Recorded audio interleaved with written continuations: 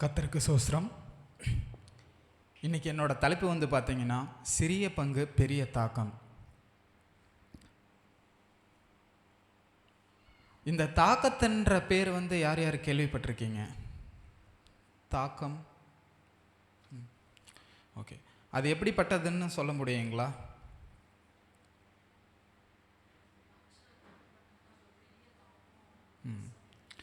Okay, அதாவது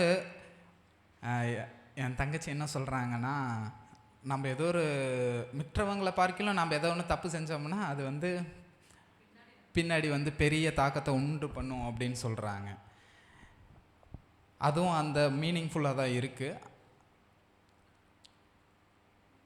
எக்ஸாம்பிளுக்கு எல்லாத்துக்கும் புரிகிற மாதிரி சொல்லணும்னு பார்த்தீங்கன்னா, கிரிக்கெட் இப்போ ஐபிஎல் நடந்துக்கிட்டு இருக்கு. அதில் இம்பேக்ட் பிளேயருன்ட்டு ஒரு சொல்லி வருவாங்க. அதாவது கிரிக்கெட்டில் மொத்தம் 11 பிளேயர்ஸ் தான் இருப்பாங்க. அந்த 11 பிளேயர்ஸும் விட அந்த இம்பேக்ட் பிளேயருன்ட்டு கொண்டு வருவாங்க. அது எதற்குன்னு பார்த்தீங்கன்னா, இந்த 11 பிளேயரும் காட்டிலும் அவங்க ஏதாச்சும் ஒரு தாக்கத்தை ஏற்படுத்துவாங்களா, ஏதாச்சும் ஒன்று செய்வாங்களா, இவங்களை 11 பேர்த்தை விட இவங்க ஏதாச்சும் ஒன்று செய்வாங்களா அப்படின்ற ஒரு படி மேலே தூக்கி வைக்கிறதுக்கு தான் இந்த தாக்கம்ன்ற அந்த பேரை பொருந்தும். ஜெபம் செய்வோம். எங்களை அதிகமாக நேசிக்கும் பரம தகப்பனே, கர்த்தாவே, அடுத்த மாதத்திற்காக நாங்கள் கடந்து செல்கிறோம். கர்த்தாவே, இந்த அடியனை மறித்து நீங்கள் பேசும்படி கேட்டுக்கொள்கிறோம். கர்த்தாவே, இங்கேருந்து கடந்து செல்லும்போது இந்த வசனங்களையும் சரி இந்த சத்தியத்தையும் சரி நீங்கள் அறிந்து அவங்கள் வழிகாட்டுபடி அவங்க நடந்து செல்ல கிருபை செய்து நடத்துங்க. ஆசீர்வதித்து பலப்படுத்துங்க. இயேசு கிறிஸ்துவின் நாமத்தில் கெஞ்சி கேட்கிறேன் நல்ல பிதாவே, ஆமென். யோவான் 6:9 John chapter 6:9-11.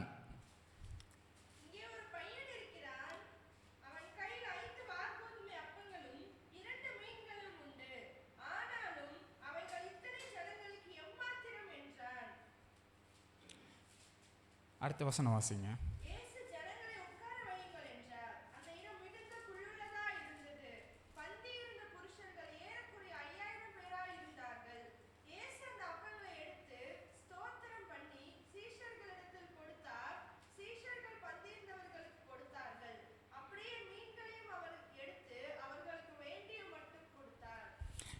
அந்த இடத்துல இயேசு கிறிஸ்து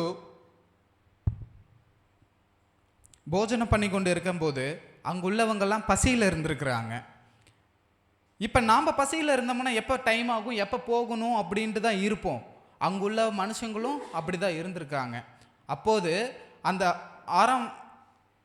9வது வசனம் வாசிச்சிங்கன்னா, அந்த சிறுவன் கொடுத்த அந்த அப்பங்களும் மீன்களும் ஏறக்குறைய எவ்வளோ பேர்த்துக்கு போய் சேர்ந்துருக்கு? 5000 பேர். அதாவது இந்த 5000 பேர்த்துக்கு அந்த கொடுத்த அந்த சிறுவன் அந்த 5 அப்பங்களும் 2 மீனும் தான். ஆண்டவர் அதை ஆசீர்வதித்து 5000 பேருக்கு கொடுத்துருக்குறாங்க. இது நம்மளோட வாழ்க்கையிலையுமே நமக்கு பொருந்தும். அதாவது நம்ம பிறருக்கு நம்ம ஹெல்ப் பண்ணுறோமா, உதவி செய்கிறோமா அப்படின்ற அந்த காரியத்தை நம்ம யோசித்து பார்க்கணும்.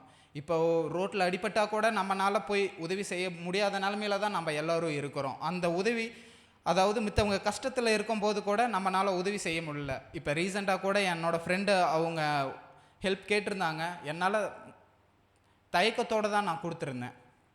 ஏனென்று பார்த்தீங்கன்னா, நான் அந்த பிரச்சனையில் போய் மாட்டிக்கக்கூடாதோ, நான் போய் அந்த பிரச்சனையில் விழுந்துடக்கூடாதோ, யாராச்சும் நம்மளை யாரோ மாட்டி விட்டுருவாங்களோ அப்படின்ற நிலைமையில தான் நான் யோசிச்சுட்டு இருந்தேன். இந்த காரியங்கள் எல்லாருமே பார்த்தீங்கன்னா எல்லோரு மனசுலையுமே நமக்கு அது ஓடிட்டு தான் இருக்கும். நம்மளோட பேர்லேயே நம்ம எப்படிப்பட்டவர்கள்ன்றதை காமிக்கிற மாதிரி நம்ம நிறைய பேர் நம்ம இருக்கிறோம். இப்போ எக்ஸாம்பிளுக்கு வந்து பார்த்தீங்கன்னா, பிரின்சிபல் சாரோட ஜோசப் செல்வராஜ் அவங்களோட பேர் கேட்டாவே அவங்க ஒரு கிறிஸ்டின்ட்டு ஞாபகம் வரும். அது பேர் இல்லாமல் அவங்க ஒரு உதவி செஞ்சாங்கன்னா அவங்க யாருன்றது எதுவுமே தெரியாது. இப்போ எக்ஸாம்பிளுக்கு சொல்லணும்னு வச்சுக்கோங்களேன், அவர் ஜோசப் செல்வராஜ் அவர் வந்து ஒரு கலெக்டர் பொசிஷனில் இருக்கிறாருன்னா அவர் நல்லது பண்ணுறாரு, அவ்வளோதான். அவரோட பேர் அங்கே தெரிஞ்சிச்சுன்னா, ஈரோடு கலெக்டராக அவர் வந்தாருன்னா அவரோட பேர் ஜோசப் செல்வராஜ் அப்படின்னா அவர் ஒரு கிறிஸ்டின்ன்ற ஒரு மனப்பான்மை எல்லாத்துக்கும் வரும். ஸோ அந்த இடத்துல நம்ம உதவி செய்கிறத இந்த சிறுவன் எப்படி நான் ஆண்டவர்களுக்கு அந்த இருக்கிறவங்களுக்கு எப்படி உதவி செய்தானோ அதேமாரி நாம் செஞ்சோம்னா நாம் வந்து ஒரு படி மேலேயே இருப்போம். ஸோ அதுதான் நம்மளோட இன்னைக்கு டாபிக். இதில் நான் அஞ்சு பேர்த்த நான் குறிப்பிட்டிருக்கிறேன். முதலாவது இந்த சிறுவன் வாசிச்சிட்டோம். இரண்டாவது வந்து பார்த்தீங்கன்னா பரிசுத்த வேதாகமத்தில் ராகாப். ராகாப் யார் யாருன்னு தெரியுங்களா? யோசுவா 2ஆம் அதிகாரம் 1ஆம் வசனம் வாசிங்க.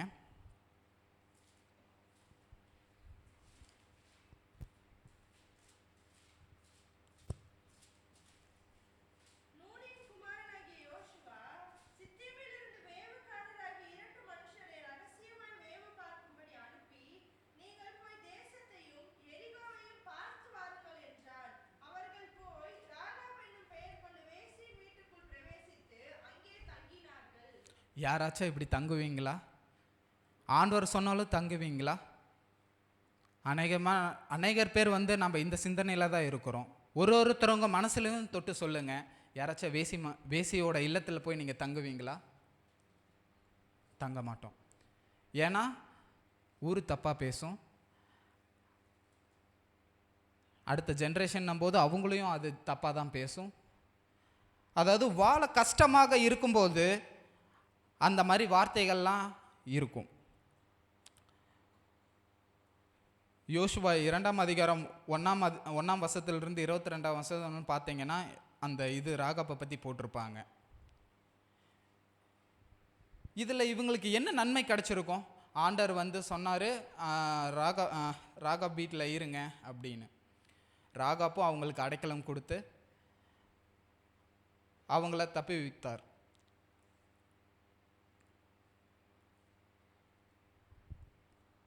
மத்தேயு 1ஆம் அதிகாரம் 5ஆம் வசனம் வாசிங்களேன்.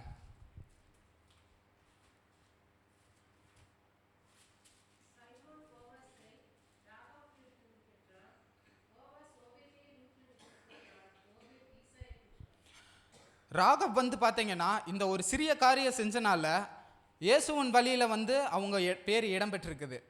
இது அவங்க கிடைச்ச ஒரு பெரிய ஆசீர்வாதம்.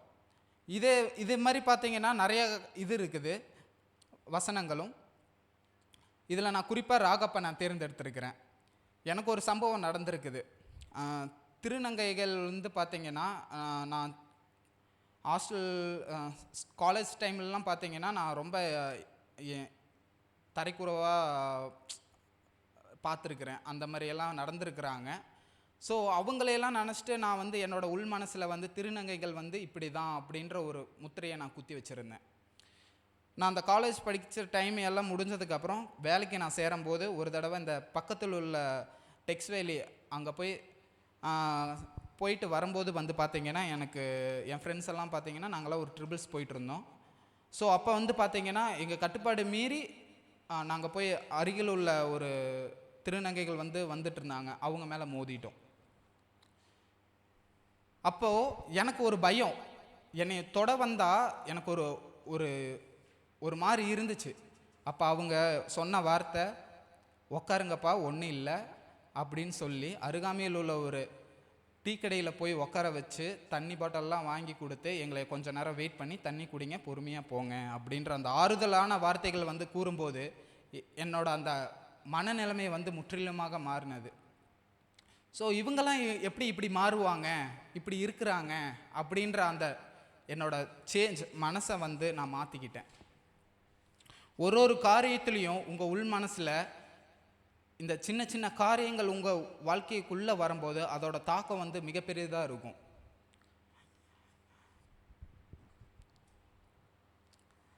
குறளில் வந்து பார்த்தீங்கன்னா 110வது குறளில் நன்றி மறப்பது நன்னன்று நன்றன்று நன்று அல்லது அன்றே மறப்பது நன்று. இந்த திருக்குறள் வந்து பார்த்தீங்கன்னா எனக்கு எழுதி வைத்தது அப்படி எழுதி வைத்திருக்கிறேன், மன்னிக்கவும். மூன்றாவதாக அனனியா ஜெபம். அப்போஸ்தலர்களுடைய நடவடிக்கைகள் அதிகாரம் 9 வசனம் 17.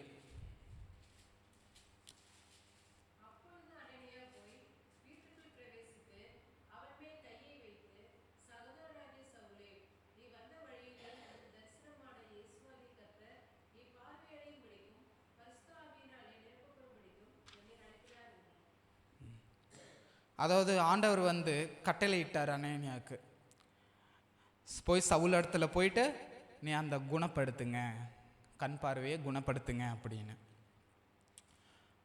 அதுக்கு முன்னாடி வசனம் வந்து பார்த்தீங்கன்னா அப்போஸ்தலர் நடவடிக்கைகள் 9வது அதிகாரம் 13வது வசனம் வாசிங்க.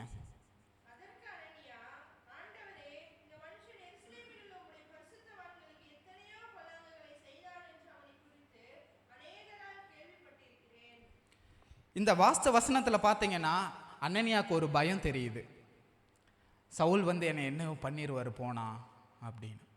இன்னைக்கு அநேக காரியங்கள் நாம் வந்து அப்படிதான் இருக்கிறோம். ஒரு உதவியோ, ஒரு நல்லதோ, ஒரு துணையோ, ஒரு மன நிம்மதியாக பேசினா கூட நம்ம வந்து பயப்படுறோம். ஆனால் அனனியாவும் அதே தான் பயந்தார். ஆண்டவர் வந்து இந்த 9வது அதிகாரம் 17வது வசனத்தில் பார்த்தீங்கன்னா சவுல் இடத்தில் போய் சேர்ந்தார். அதுக்கப்புறம் என்ன நடந்ததுன்னு பார்த்தீங்கன்னா 18வது வசனம் வாசிங்க.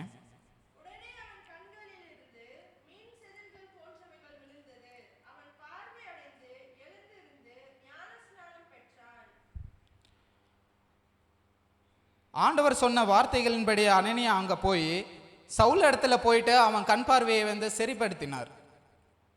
இதே மாதிரி தான் ஆண்டவர் வந்து அந்த சொன்னதை அனனியா கீழ்ப்படிந்திருக்கிறார். அந்த இம்பேக்ட் தான் அங்கே அனனியாவை அவரை தூக்கி வச்சது. நம்ம எவ்வளவு உதவி செஞ்சாலும் அவங்களோட மனசை வந்து நம்மளால மனமாற்ற முடியுமா? கேள்விக்குறிதான். பயம், ஏதோ ஒன்று பண்ணிடுவாங்கன்ட்டு பயம், ஏதாச்சும் ஒன்று ஆயிருமோன்ட்டு ஒரு பயம், நம்ம குடும்பத்துக்கு ஏதோ ஒன்று ஆயிருமோன்ட்டு ஒரு பயம், இது எல்லாமே நமக்குள்ளே இருக்குது. இந்த சிறிய கதாபாத்திரங்கள் வந்து ஆண்டவர் வந்து பைபிளில் வந்து குறிப்பிட்டிருக்கிறாரு. அதில் வந்து பார்த்தீங்கன்னா இவங்களும் ஒரு சிறிய சிறிய கேரக்டர் தான். இவங்களை பற்றி இந்த சாப்டரோட முடிஞ்சிடும், அடுத்த சாப்டருக்கு மூவ் ஆகாது. அந்த மாதிரி ஒரு கதாபாத்திரத்தை ஆண்டவர் கொடுத்துருக்கிறார். அடுத்ததாக மத்தேயு 27வது அதிகாரம் 32வது வசனம் வாசிங்க.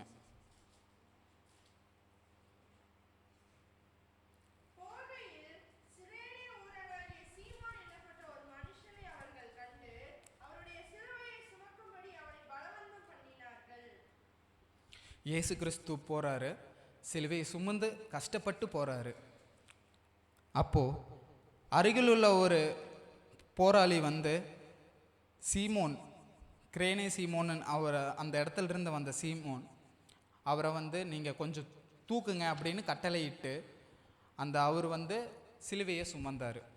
இந்த வசனமெல்லாம் பார்த்தீங்கன்னா மார்க் 15:21 கொடுக்கப்பட்டிருக்கு, லூக்கா 23:26 கொடுக்கப்பட்டிருக்கு. இதெல்லாம் நீங்கள் வாசிச்சு பாருங்க.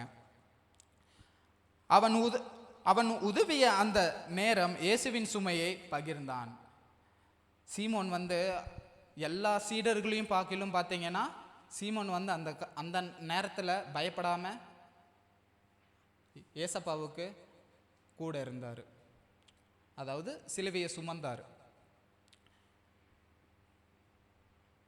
இதில் இன்னொரு இது வருது பாருங்களேன், மத்தேயு 26ஆம் அதிகாரம் 74-75.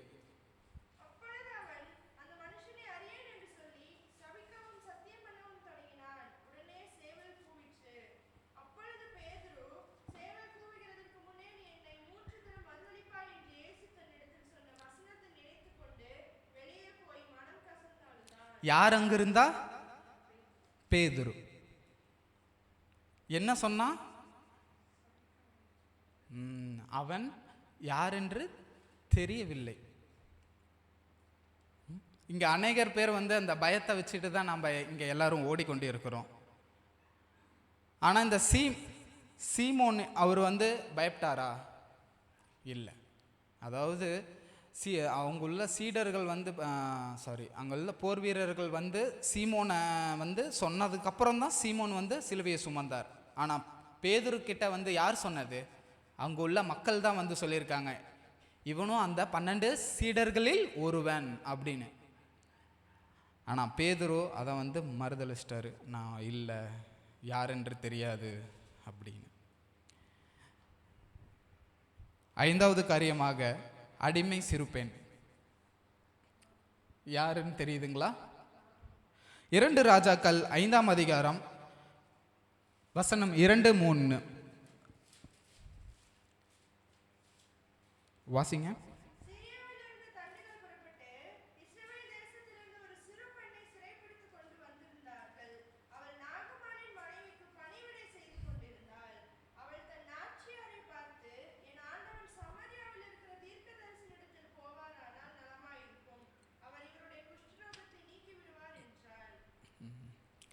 அந்த பெண்ணுக்கு தெரிந்திருக்கிறது, நாகமான் வீட்டிற்கு நான் ஏதோ ஒரு காரியத்திற்காக நான் செல்கிறேன். வாஸ்த வசனம் அப்படித்தானே சொல்லுது. அந்த பெண், சிறு பெண், நாகமான் வீட்டிற்கு அவங்க மனைவிக்கு ஒரு வேலைக்காரியா போறாங்க, வேலை செய்யறதுக்குண்டு போறாங்க. இப்ப நம்ம வீட்டில் வேலைக்காரி பேச்சு கேட்டோம்னா யாராச்சும் மதிப்பீங்களா?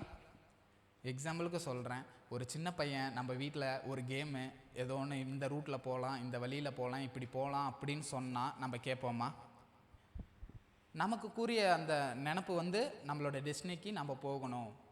அது இந்த வழியில் போகிறதோ அந்த வழியில் போகிறதோ, சேஃபான வழியில் நமக்கு தோன்ற வழியில் தான் நம்ம போவோம். நம்மளோட வீட்டில் இருக்கிறவங்க ஒருத்தர் பேச்சை நாம் கேட்க பாட்டிக்கிறோம் அப்படின்ற பட்சத்தில், இது இந்த சிறு பெண் வந்து வேலை செய்யறதுக்காக வந்திருந்தாங்க. ஆனால் நாகமன் ராஜா அவங்க வந்து கேட்டிருக்காங்க. 2 ராஜாக்கள் 5ஆம் அதிகாரம் 14வது வசனம் வாசிங்களேன்.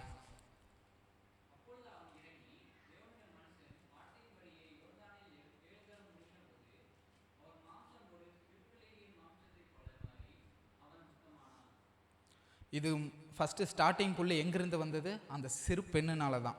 அதுக்கப்புறம் நாகமன் அவங்க எலிசாவை பார்த்து அவங்களோட இதில் போய் தண்ணியில் முழுங்கினதுக்கப்புறம் அவங்களோட சரீரம் வந்து சிறு குழந்தை போல அவங்க தோல் வந்து மாறினதுன்ட்டு நம்ம பைபிளில் வாசிக்கிறோம். ஸோ இந்த சிறு பெண் செய்த அந்த ஒரு செயல் தான் நாகமனோட சரீர பிரச்சனை வந்து முற்றிலுமாக நீங்கினது. அந்த சிறு பெண் வந்து நாகமான் வீட்டிற்கு வந்ததும் ஆண்டவரனோட ஒரு செயல் தான்.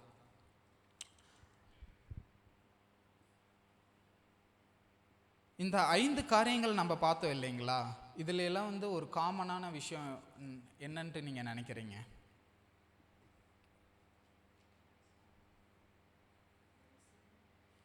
உதவி செய்யணும்,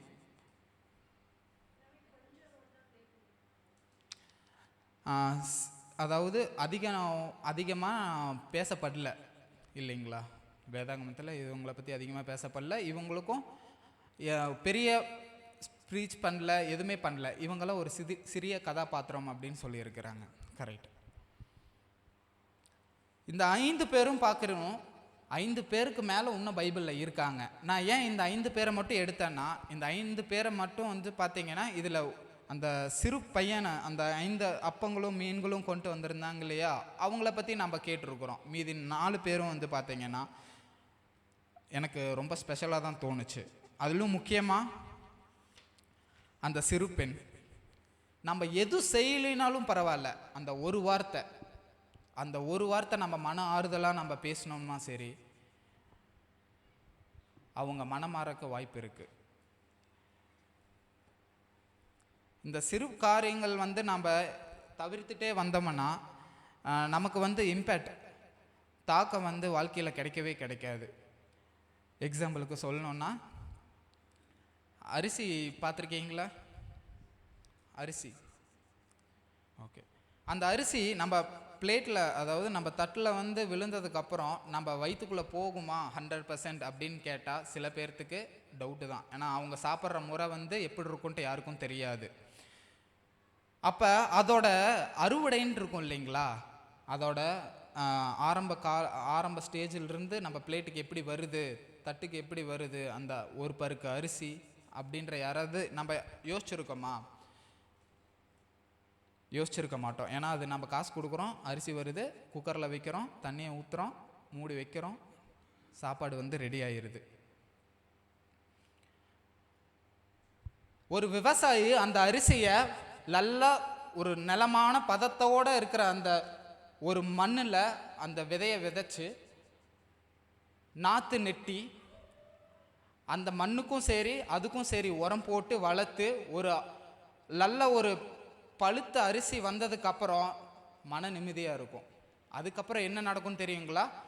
பழுத்த அரிசி எப்போ முத்துதோ, முத்தினதுக்கப்புறம் அவங்க அறுவடை பண்ணி அவங்க போய் மில்லில் கொடுத்து அதை சுத்திகரித்து அதை போய் காய வச்சு அந்த பதத்தில் வந்ததுக்கப்புறம் அதை நல்லா பாலிஷ் பண்ணி வந்ததுக்கப்புறம் தான் நம்ம பிளேட்டுக்கு வருது. யோசிச்சு பாருங்க, இந்த சிறிய அரிசி நம்ம பிளேட்டுக்கு இவ்வளோ கஷ்டப்பட்டு நமக்கு வந்திருக்குது. ஆண்டவராக இயேசு கிறிஸ்து நம்மளைய எவ்வளோ கஷ்டப்பட்டு நமக்காக ரத்தம் சிந்தி நம்மளை இங்கே கொண்டு வந்திருக்கிறாரு. அவருக்கு நம்ம என்ன செய்ய போகிறோம்?